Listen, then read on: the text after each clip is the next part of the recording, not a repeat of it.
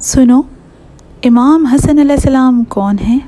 इमाम हसन अलैहिस्सलाम वो इमाम हैं जिनकी सखावत मशहूर है कि कैसे इमाम हसन अलैहिस्सलाम की सखावत के समंदर से एक मोची हीरे जवाहरात की दौलत से मालामाल हो गया। सुनिएगा जरा। नाम हसन, लकब मुश्तबा सिब्ते अकबर, कुनियत अबू मोहम्मद, वालिद का नाम हजरत इमाम अली अलैहिस्सलाम, वालिदा का नाम जनाब फातिमा ज़हरा। तादादे औलाद 8 पिसर 7 दुख्तरान, तारीखे विलादत 15 रमजान, जाए विलादत मदीना मुनव्वरा, तारीख शहादत 28 सफर, मुद्दत हयात 47 ईयर ओल्ड, जाए मुदफन जन्नतुल बकी मदीना मुनव्वरा। इमाम हसन वो इमाम हैं जो करीम अहले बैत हैं, और अगर सखावत देखनी हो तो इमाम हसन अलैहिस्सलाम की सखावत पर नजर करें। ऐसा सखी बादशाह है जो नवाज दे तो 7 नस्लें संवर जाती हैं, जिनके दस्तरखान मशहूर है। यहाँ बताती चलूं कि जिनके रिस्क में तंगी है और वो चाहता हो कि अल्लाह पाक रिस्क में बरकत कर दे, तो वो दस्तरखाने इमाम हसन अलैहिस्सलाम करे। याद रखिएगा कि इमाम अली अलैहिस्सलाम ने मुआशरे के 4 तबकों के बारे में निशानदही की है। फरमाया कि पहला तबका लाइम है, ऐसा जो चाहता है कि मैं खाऊं ना खाऊं लेकिन कोई भी ना खाए। दूसरा बखील है, जो कहता है कि मैं खाऊं और कोई भी ना खाए। तीसरा सखी है, जो कहता है कि मैं भी खाऊं और मेरे साथ सब खाएं। और चौथा करीम है, करीम वो है जो कहता है कि मैं खाऊं ना खाऊं लेकिन सब खाएं। और सबसे बड़ा करीम यानी करीम अहले बैत इमाम हसन अलैहिस्सलाम की ज़ात-ए ग्रामी है। याद रखिएगा कि रूह जमीन पर अल्लाह पाक को सबसे ज्यादा वो इंसान पसंद है जो सखी है, और वो चाहता है कि मैं भी खाऊं और खुदा के दिए रिज़्क से खुदा की मखलूक का भी ख्याल रखूं। और वो ये नियत रखता हो कि ऐ परवरदिगार, मैं ये नेकी फकत तेरी रजा के लिए करता हूँ ताकि तू अपने बंदे से राजी हो जाए। अब याद रखिएगा, जितने भी रूह जमीन पर इंसानी खिदमत के लिए बढ़ चढ़ कर हिस्सा लेते हैं, इनकी हौसला अफजाई करें ताकि हर इंसान में दूसरे की मदद का जज्बा पैदा हो सके। अब आते हैं उस मोची की जानिब कि जब जनाबे इमाम हसन अलैहिस्सलाम को दावत दी गई तो इमाम हसन अलैहिस्सलाम ने दावत कबूल कर ली। याद रखिएगा कि इमाम उसे कहते हैं जो गैब के इल्म से वाकिफ हो, तो इमाम जानते थे कि उन्हें दावत क्यों दी गई है, और इमाम ने दावत कबूल इसलिए की कि हम बताना चाहते हैं कि हम अहले बैत दुनिया की तमन्ना नहीं रखते, हम मर्ज़ी इलाही रखते हैं। तो ऐलान हुआ कि फलां तारीख पर नवासे रसूल तशरीफ लाएंगे। अब जहां पूरी कायनात ने ये ऐलान सुना तो वहां इस मोची ने भी ये ऐलान सुना, लेकिन जैसे इस मोची ने सुना वैसा किसी ने न सुना। मोची ने ऐलान सुनकर एक साफ सुथरा चमड़ा खरीदा और घर लाकर उसे मजीद पाक किया, और फिर नवासे रसूल के पाँव की नालैन सीनी शुरू की।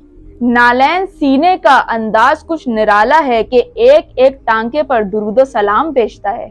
ये सोच कर कि ये किसी आम की नालैन नहीं बल्कि ये उनकी नालैन सी रहा हूँ जिनके कपड़े जन्नत से आते हैं। ये देखकर उसकी ज़ौजा पूछने लगी कि क्या वजह है कि तुम दुरूदो सलाम भेजकर जूती को सीते हो। ये सुनकर वो मोची अपनी ज़ौजा से कहता है कि आज हमारी गुर्बत के दरवाजे हमेशा के लिए बंद होने वाले हैं। बीवी ने मुस्कुरा कर कहा कि मुझे बताओ कि बात क्या है। कहने लगा कि ये नालैन नवासे रसूल के लिए सी रहा हूँ कि जिनके भाई हुसैन हैं और जिनकी वालिदा फातिमा ज़हरा हैं, नाना रसूलुल्लाह हैं और बाबा अली हैं। अब जब इस मोची ने नालैन तैयार कर ली तो सीने से लगाकर घर से चला। रास्ते में रुककर कुछ देर सोचने लगा कि नालैन नीचे है और सर तो ऊंचा है। अब इस मोची ने नालैन को सीने से हटाकर सर पर रखा और दरबार में पहुंचा। जब ये दरबार पहुंचा तो दूर से इमाम को देखने लगा कि दरबार में इमाम हसन अलैहिस्सलाम को हीरे जवाहरात के थाल पेश किए जा रहे हैं कि इमाम ने दूर खड़े मोची को इशारा करके अपने पास बुलाया और कहा कि ये तमाम थाल ले जाओ, ये सब तुम्हारा है। अब मोची आगे बढ़ा और थाल को वसूल किया। ये देखकर दरबार में बैठे तमाम चेहरों के रंग उड़ गए, यानी परेशान चेहरे जर्द हो गए, और इमाम से कहने लगे कि क्या मौला आप जानते हैं कि इस थाल में क्या है। तो इमाम ने मुखातिब होकर फरमाया कि मैं तो ये भी जानता हूँ कि तुम्हारे दिलों में क्या है। मैं इमाम वक्त हूँ और नाज़िम कायनात हूँ।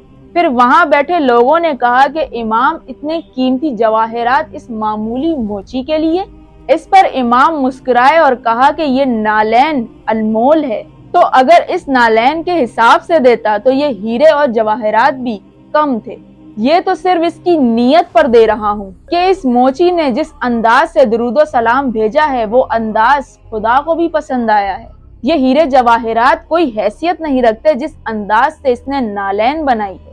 میرا دل کرتا ہے کہ اس کو کسی ملک کی شاہی تحریر کر کے دے دوں۔ تو اے لوگو، رسول اللہ صلی اللہ علیہ وآلہ وسلم نے ایسے ہی نہیں کہا کہ میرے حسن و حسین جوانان جنت کے سردار ہیں۔ اب یہ موچی تھال وصول کر کے دربار کے دروازے تک پہنچا ہی تھا کہ امام نے اسے آواز دے کر واپس بلایا اور فرمایا کہ کیا وجہ ہے اتنا جلدی جانے کو تیار ہو، کیا تجھے یہ تھال کم نہیں لگتا؟ موچی حیران ہو کے امام کو دیکھنے لگا اور کہنے لگا کہ مولا، میں تو اپنی اوقات کے مطابق مانگوں گا، لیکن آپ جنت کے سردار ہیں تو آپ اپنی شان کے مطابق نوازیں گے۔ پھر امام مسکرائے اور فرمایا کہ اب مجھ پر چھوڑا ہے تو میں محمد کا بیٹا ہوں، ایسا کرو کہ یہ تھال بھی رکھو اور 1 2 نہیں بلکہ 7 پشتوں کی جنت بھی دیتا ہوں۔ موچی خوش ہو کر چلا تو امام نے دوبارہ روکا۔ اب اس موچی نے کہا کہ مولا، آپ نے تو غربت بھی دور کر دی، جنت بھی دے دی، اب کیا رہ گیا ہے دینے کے لیے؟ اس پر امام نے اس سے مخاطب ہو کر کہا کہ اپنی زوجہ کو میرا سلام دینا اور کہنا کہ بطول کا بیٹا اس کے عمل سے راضی ہے اور محمد کے نواسے نے اسے سلام بھیجا ہے۔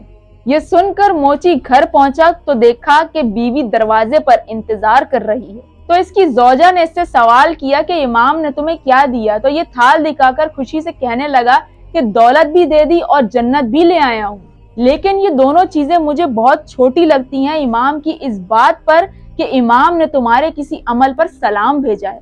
تو اب مجھے یہ بتا کہ تیرا ایسا کیا عمل ہے کہ جس سے میں بے خبر ہوں اور نواسے رسول باخبر ہیں؟ اس پہ اس کی زوجہ مسکرا کر کہتی ہے، جب رات کو تم نالین سی رہے تھے تو میں ان پر درود و سلام بھیج رہی تھی، تمہیں سمجھ کر نوکر حسن کا ساری رات تمہاری خدمت کر رہی تھی۔ جب تم سو رہے تھے تو میں ساری رات جاگ رہی تھی اور نواسے رسول کے دشمنوں پر لعنت بھیج کر نالین کو چوم رہی تھی۔